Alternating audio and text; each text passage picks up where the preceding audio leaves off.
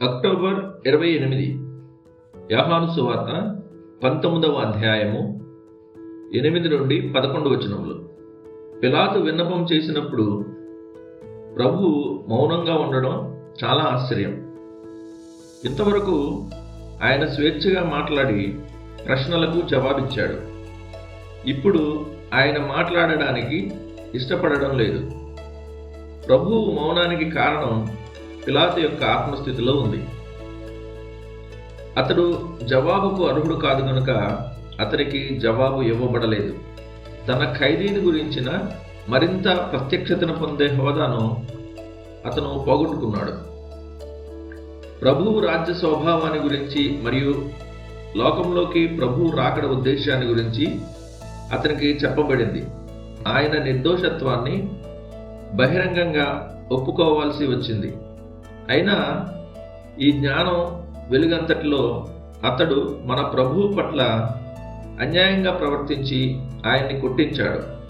ప్రభువు సాత్వికుడని తన సొంత మనసులో స్పష్టంగా తెలిసి ఉండి కూడా సైనికులు ఆయన్ని దారుణంగా అవమానించి హింసించేలా అతడు అనుమతించాడు. క్లుప్తంగా చెప్పాలంటే అతడు తన అవకాశాలను వృధా చేసి పాపం చేశాడు. తన దయను విడనాడి తన సొంత మనస్సాక్షికి చెవియొగ్గలేదు.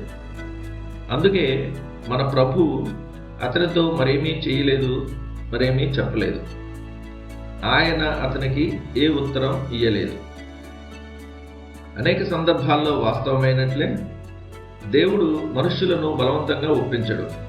ఆయనను నమ్మమని కఠినస్తులను బలవంతంగా నమ్మించే ప్రయత్నం చేయడు. అలాగే మనుష్యుల మనస్సాక్షితో ఎల్లప్పుడూ వాదించడు. పిలాతు వలె అనేకులకు వారి ముందు కృపదినం ఉంది. వారి ముందు తెరవబడిన ద్వారం ఉంది. వారు ప్రవేశించకుండా తమ సొంత పాప విధానాన్ని ఎంచుకుంటే ద్వారం తరచూ మూయబడి మళ్ళీ ఎన్నడూ తెరవబడదు. క్రీస్తు మనుషులతో మాట్లాడే దర్శన దినం అనేది ఒకటి ఉంది.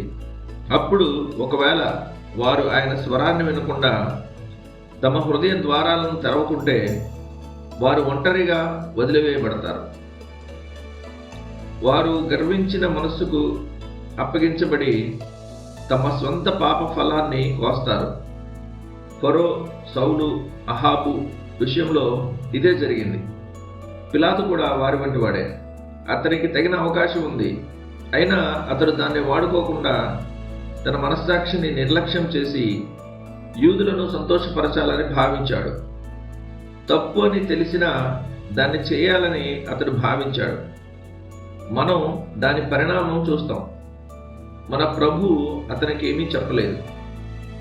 ధ్యానం కోసం పరిశుద్ధమైనది కుక్కలకు పెట్టకుడి, మీ ముత్యములను పందుల ఎదుట వేయకుడి. వేసిన ఎడల అవి ఒకవేళ వాటిని కాళ్ళతో త్రొక్కి మీ మీద పడి మిమ్మును చీల్చివేయు. మత్తయి సువార్త 7:6.